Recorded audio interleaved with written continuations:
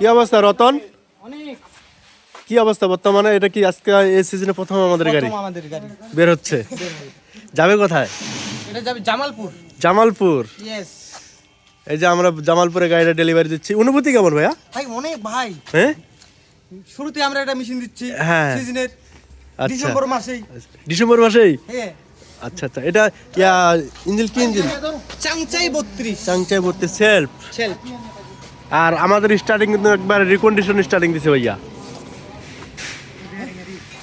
আবার এদিকে দেখা যায় রতন, এটা কি দিছো? এটা দেখাও তো একটু। এটা কি ওয়েট চাকা? হ্যাঁ এটা হোয়াইট চাকা এটা।